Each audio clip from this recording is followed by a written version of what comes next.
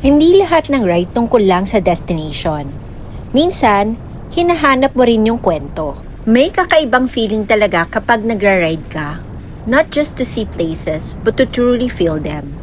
Sa ride namin with Philippine Motorcycle Tourism, dinala kami ng kalsada papuntang Santa Fe, kung saan sinalubong kami ng malamig na hangin at mas mainit pang pagtanggap ng mga tao. Tuwing second week of March, ipinagdiriwang ng Santa Fe ang kanilang Kalanguya Festival. The Kalanguya Festival is a cultural celebration in Santa Fe, honoring the heritage of the Kalanguya tribe, one of the Igorot indigenous groups in the Cordillera region. Isang pagpapakita ng pasasalamat, pagkakalinlanlan at pagmamahal nila sa kanilang lupa at kultura bilang mga Igorot. Bilang rider, doon ko mas na-realize, riding is more than just the view. Hindi ka lang dumadaan. You connect.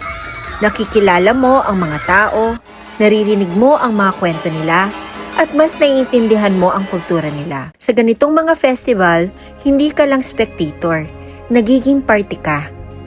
Arang Santa Fe, ramdaman ko na hindi lang siya basta stopover. Parang ang dami pa ng tagong ganda na babalikan ko.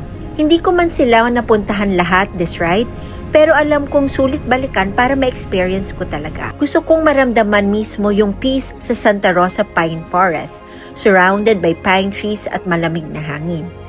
Mapuntahan ang Kiang di Duntog at masaksihan kung gaano kaganda ang tanawin na parang abot mo na ang langit. Madalaw ang Salasak Memorial Shrine at mas maintindihan ang kasaysayan at kwento ng lugar. At syempre, marating ang Imugan Falls, yung tipong reward after a long ride.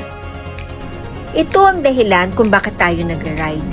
Hindi lang para sa kalsada o sa views, kundi para sa mga kwento, kultura at mga taong nakikilala natin sa bawat biyahe.